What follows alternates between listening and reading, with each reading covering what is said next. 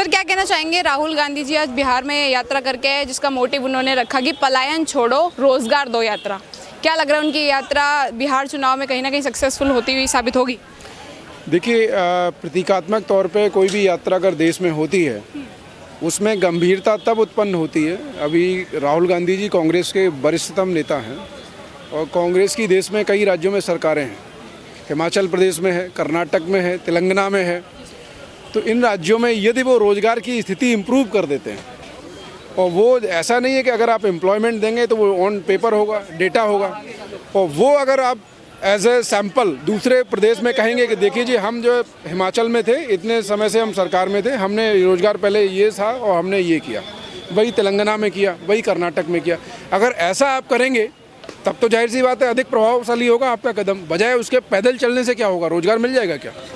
पैदल चलने से उल्टा जो है लोग बेरोजगार और हो जाएंगे। जो भाई काम छोड़ के लोग अगर पैदल चलेंगे तो वहाँ रोजगार कहाँ मिलेगा? बताइए आप। जो जागरूक करने आए हैं जनता को, बिहार की जनता को जागरूक कर रहे हैं कि जो मौजूदा सरकार है वो काम नहीं कर पा रही है, हम ज़्यादा बेहतर रोजगार देंगे। जो बिहार में रोजगार का मुद्दा हमेशा से रहा है, जिसके लिए लोग पलायन करते हैं, तो वही उनका है कि हम पैदल चल के जागरूक कर रहे हैं लोग। मैंने पहले भाग में ही आपको कहा, जागरूकता तब ज़्यादा बेहतर होगी जब आप जो है, जहाँ आपकी प्रेजेंट में सरकारें हैं वहाँ पर आप रोजगार का जो आंकड़ा है उसको आप ठीक करेंगे और फिर कहेंगे कि देखिए, हमने उस प्रदेश में हमारी सरकार है, वहाँ पे हमने रोजगार का आंकड़ा पहले की तुलना में ठीक किया है। परफेक्शन कहीं नहीं हो सकता, जो ऐसा नहीं हो सकता कि सारे लोग जो रोजगार युक्त हो जाएं, नहीं हो सकता। लेकिन पहले की तुलना में यदि इम्प्रूवमेंट है तब तो आप वो कहने की स्थिति में होंगे। वो तो आप आंकड़ा कुछ रख नहीं रहे, आप सिंपल ये कह रहे हैं कि जागरूक कर रहे हैं, जागरूक कर रहे हैं। भाई ये बड़ा ही अपने आप में हास्यास्पद है। और किसी भी नेता की जो क्रेडिबिलिटी है तब बनती है जब आप जो है डिलीवरी इंश्योर करते हैं। आज के समय में क्या है कि वोटिंग का पैटर्न हर परिवार में बदल गया। पहले क्या होता था, परिवार का मुखिया सामान्यतः जहां कहता था, परिवार के सारे सदस्य वहीं पर मतदान करते थे।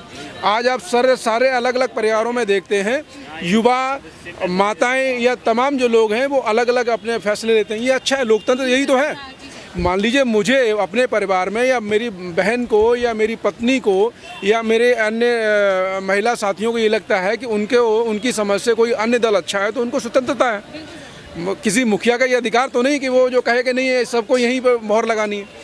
तो देखिए, अब जो समय है वो पढ़ा लिखा युवा लगातार बढ़ रहा है और ये ऑफिशियल डेटा है कि तुलनात्मक अन्य देशों के वैश्विक परिवेश में भारत जो है अधिक युवा देश है। तो ऐसी परिस्थिति में युवाओं को आप ये कहें कि नहीं, जो हम पैदल चल के जो है उनको जागरूक कर देंगे, बड़ा हास्यास्पद है अपने आप में। आपको डिलीवरी इंश्योर करनी पड़ेगी, युवा अपने आप व्यू कर लेगा।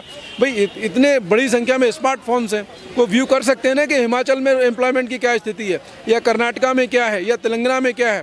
अब ये रोजगार की बात तो इन्होंने कर दी। मैं बड़ा इंटरेस्टिंग आपको डेटा आपके रख दूँ।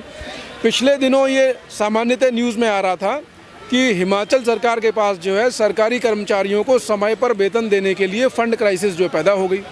आप इस तरह के प्रोमिसेस कर देंगे और डेट इतना ज़्यादा संख्या में बढ़ा है। राजस्व, भाई सरकार का काम क्या है? वित्तीय प्रबंधन करना, लोगों से जो है राजस्व की प्राप्ति करते हुए विभिन्न स्रोतों से, और अलग अलग जो हेड्स में उसको खर्च करना। जो अभी रिसेंटली बड़ा ताज़ा उदाहरण है, देश के अंदर पहली ऐसी सरकार है कर्नाटका की जिसने डीजल पे 2 रुपये अभी बढ़ा दिए। किसी ने तो दिल्ली में नहीं बढ़े, उत्तर प्रदेश में नहीं बढ़े, ना मध्य प्रदेश में बढ़े, ना अन्य राज्यों में नहीं बढ़े, कर्नाटका में बढ़ा दिए। किसकी सरकार है?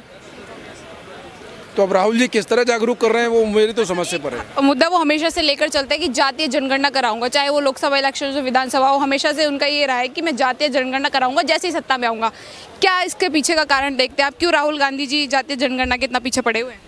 ये अपने आप में बहुत बड़ा भ्रमित करने वाला जो है स्टेटमेंट है, या मैं कहूँ जो है ये एक मूव है। अभी जो लोग भी एससी में हैं, जो लोग भी एसटी में हैं, जो लोग भी ओबीसी में हैं, जो लोग भी क्लेम कर रहे हैं उनको रिजर्वेशन मिल रहा है। तो अगर ये काउंटिंग आ जाएगी तो उससे क्या मतलब जो रिजर्वेशन का दायरा क्या बढ़ जाएगा? उल्टा काम इस बात पे होना चाहिए कि जिन परिवारों में रिजर्वेशन मिल गया है, चाहे वो ओबीसी के परिवार हों या एससी के परिवार हों या एसटी के परिवार हों, सामान्यतः उन्हीं परिवारों में, क्योंकि उनके पास संसाधन अधिक हो जाते हैं। अभी चाहे एक पीढ़ी में मिल गया, दूसरी पीढ़ी क्लेम करती है, तीसरी पीढ़ी क्लेम करती है, तो बजाय उसके जो एक सामंतवादी व्यवस्था है ना, वो उन्हीं वर्गों में पैदा होती जा रही है। अभी मेला डोलने वाला परिवार हो गया या अन्य बहुत ही जो सफाई करने वाला परिवार हो गया, जिसके पास जो पर्याप्त साधन भी नहीं है कि वो स्कूल का जो है मुंह देख सके, वो रिजर्वेशन कैसे क्लेम करेगा, जरा बताइए। तो ये अपने आप में ना बड़ा ही आडंबर पैदा करने का प्रयास है। और माननीय सुप्रीम कोर्ट के द्वारा अभी ये जजमेंट भी दिया गया और ये बात भी कही गई कि आप जो है जिन कैटेगरी में रिजर्वेशन है उसमें जो है सब कैटेगराइज क्यों नहीं करते आज लोग। जिन परिवारों को लाभ मिल गया है वो या तो स्वयं त्याग करें या सरकार ऐसी व्यवस्था दे कि भैया आपको एक जनरेशन को मिल गया, अब दूसरे को नहीं मिलेगा, आप किसी और को तो मिलने दो ना। अब हम ठहरे जनरल के, हमें तो मिलने ज़रा, हम तो डाका डालेंगे नहीं, जो या अन्य जो भी है वो तो डाकेंगे। इनके मतलब इन श्रेणियों में डाका कौन डाल रहा है, जो वही लोग डाल रहे हैं जो। तो सही मायने में जो है जनगणना से होगा क्या, होगा तब जब आप सही मायने में लाभार्थी कितने हैं आरक्षण के वो डेटा सामने आए।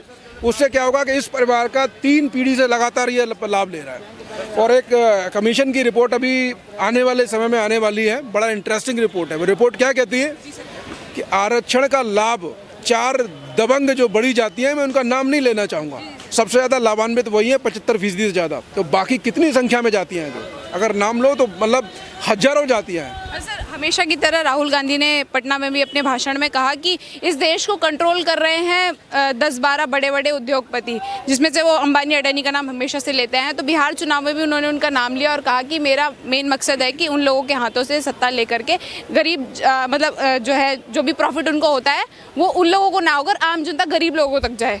तो अंबानी अडानी के नाम से हमेशा से वो जोड़ते हैं और हमेशा नाम लेते हैं, क्या कारण है? ये और ज़्यादा हास्यास्पद है। जी सर। अभी रिसेंटली गौतम अडानी जी का जो है मीटिंग हुई झारखंड के चीफ मिनिस्टर जो है हेमंत सोरेन जी के साथ, सब लोगों ने देखा होगा पिछले महीनों में वहाँ पे जो है करार हुआ है, पैक्ट हुआ है। कैसी हास्यास्पद बात है। आप जो बड़े उद्योगपति हैं वो मान लीजिए अपनी क्षमताओं से जो काम कर रहे हैं जो है, आप उनको रोक देंगे क्या? क्या मतलब जो आप ये कह देंगे नहीं आप व्यापार ना करो, क्या उनके यहाँ रोजगार नहीं मिल रहा जो है? बजाय उसके आप ऐसी व्यवस्था तय करें कि और तमाम नए युवा आएँ जो रोजगार कंपनियां खोलें, बजाय उसके बढ़ावा देने के आप ये कह रहे हैं कि नहीं जी इनको भ्रमित कर दो। उससे होगा क्या भाई? आप बताइए, एक बताइए, जैसे अभी जो मौजूदा सरकार है ये 2 कार्यकाल से तीसरा कार्यकाल है इसका जो, और आप तो आज़ादी के बाद एक लंबे समय से रहे हैं। क्या वो परिवार जो है आज के एस्टेब्लिश्ड है? अडानी जी की बात करें या आप अंबानी जी की बात करें तो उनके पिताजी भी का नाम कई वर्षों से जो है वो बराबर जो बड़े, या टाटा की बात कर लीजिए आप जो, या बिरला की बात कर लीजिए। तो ये बड़ा ही अपने में हास्यास्पद है विमर्श जो इस तरह का करना। आप जो कोई ये कहता ना कि नहीं हम जो है गरीबों के हिमायती हैं और हम जो उद्योगपतियों को जो हम ये कर देंगे, तो आप ये मान के चलिए कि उद्योगपतियों का कुछ नहीं करने वाला जो, कैसे कर लोगे आप? कौन सी व्यवस्था है बताओ ना। क्या जिन राज्यों में आपकी सरकार है वहाँ पर उनका जो आपने आना बंद कर दिया है क्या? झारखंड का मैंने एग्जांपल दे दिया, तेलंगाना में जो आप कहीं उनके जो है प्रोजेक्ट चल रहे हैं, जो कर्नाटका में चल रहे हैं, हिमाचल में चल रहे हैं हाइड्रो पावर के प्रोजेक्ट, क्या बंद कर दिया आपने? सोशल मीडिया पे एक फ़नी डेटा एक तरीके से ऐसे रिकॉग्नाइज करके डाला जा रहा है कि राहुल गांधी जी ने जहाँ जहाँ यात्रा करी है वो सारी चुनावी सीटें वो हारे हैं। तो क्या लग रहा है बिहार में भी यात्रा करके आए हैं तो यहाँ पे भी कुछ मामला ख़राब तो नहीं होने वाला? देखिए, मैं इस मामले में मेरा स्टेटमेंट थोड़ा अलग है। कोई भी नेता उसकी जो क्रेडिबिलिटी है ना, जो विश्वसनीयता, वो 1-2 दिन में या 2-4 महीने में या 2-4 साल में नहीं बन जाती। आपको लगातार जो काम करना होता है। और यदि ऐसा डेटा मान लीजिए वो सही में है तो उनको आत्ममंथन करने की आवश्यकता है जो, कि मान लीजिए लोग आपके ऊपर भरोसा कब करेंगे जो, जब आप जो है कुछ कहेंगे उसको डिलीवर करेंगे तभी तो करेंगे जो। ऐसा तो है नहीं कि आप सिर्फ प्रोमिसेस या एलिगेशन के पक्ष में कुछ साक्ष्य तो होने चाहिए जो। अब जैसे पिछले लोकसभा चुनाव में उन्होंने कहा कि वो एक स्टेटमेंट था कि खटाखट हर महीने जो है हम जो है ना 8,000 मंथली वो दे देंगे। मल्टीप्लाइड बाई दी पॉपुलेशन अगर आप करते हैं तो जो आज हमारी देश की अर्थव्यवस्था का जो साइज़ है उससे कहीं आगे पहुँच जाता है। कैसे देंगे आप जो? तो आप जो कह रहे हैं कम से कम जो वो कैसे करेंगे? अब युवा ऐसा पागल तो है नहीं जो, मान लीजिए आपको या मतलब किसी भी व्यक्ति को कहा जाए कि मैडम जो आपको 10 लाख रुपए महीने की नौकरी ऑफर जो हम जो है कर रहे हैं, तो आपके मन में प्रश्न नहीं आएगा जो भाई मेरे में ओवर द नाइट कौन सी योग्यता आ गई जो 10 लाख रुपए महीने मेरे को मिल जाएंगे? पोजीशन को लीड कर रहे हैं फिलहाल राहुल गांधी जी, तो उसके बावजूद जिस तरीके की उनके लिए बातें बन रही हैं तो क्या लग रहा है जानबूझ के वो करते हैं या फिर उनको ऐसा बनाया जा रहा है? देखिए, ये तो व्यक्ति के स्वयं के ऊपर निर्भर करता है। अगर आप चाहें कि आपको इस तरह का एक्ट नहीं करना तो कोई आपसे करवाएगा वो तो था नहीं, है ना? तो सिंपल सी बात है कि व्यक्ति को अपना चरित्र निर्माण अपने कृत्यों से स्वयं जो निर्धारित करना होता है, कोई दूसरा जो है तय नहीं कर सकता जो है। आपको लगातार आप गंभीरता आपने अपने स्वभाव में खुद दिखानी पड़ेगी जो। तो चाहे राहुल गांधी जी हों या कोई भी अन्य नेता हो किसी भी पार्टी का हो, अगर वो गंभीरता के साथ सार्वजनिक जीवन में रहता है तो लोग उसको सीरियस लेंगे, नहीं रहता है तो जाहिर सी बात है वो संकट खड़ा होगा। आखिरी सवाल मैं लेना चाहूँगी, जैसे बिहार चुनाव है तो लालू प्रसाद जी तो हमेशा से बिहार राजनीति में रहे हैं, तो उनका ऐसा मानना है, जब वो बोल रहे हैं कि जितना रोजगार हमने अपने समय में दिया था उतना रोजगार ना बीजेपी दे पाएगी ना ही कांग्रेस दे पाएगी, तो क्या वाकई मतलब उन्होंने, लालू जी ने इतना रोजगार दिया था अपने समय में जो जनता उन पर दोबारा भरोसा करे? ऐसा नहीं, ये नहीं है। अगर ऐसा होता तो जाहिर सी बात है रिपीटेशन रहता है उनका, जो एक लंबे समय से जो एक वैक्यूम क्रिएट हो गया है, ऐसा नहीं है। मैंने वही कहा ना, अगर आप ऐसा कह रहे हैं, क्लेम कर रहे हैं, तो आपको वो डेटा प्रोड्यूस करना पड़ेगा। जो इवन उनके रिजिम में लॉ एंड ऑर्डर जो इतना ज़्यादा इफेक्टेड था, इंफ्रास्ट्रक्चर जो है आज से अगर मैं 20 वर्ष पहले की बात करूं बिहार में, जिसमें मुख्यतः सड़कें आती हैं, तुलनात्मक पहले की अभी सड़कें बेहतर हैं। तो होगा क्या, इंडस्ट्री या बड़े उद्योग कब लगेंगे? जब आपके राज्य में जो मौलिक जो व्यवस्था है, जो इंफ्रास्ट्रक्चर है, जब सबसे पहले मान लीजिए कहीं पे फैक्ट्री लगनी है, यातायात के लिए, ट्रांसपोर्टेशन के लिए रॉ मटेरियल है, या एम्प्लॉयज़ को कम्यूट करना है, तो सड़कें अच्छी चाहिए ना।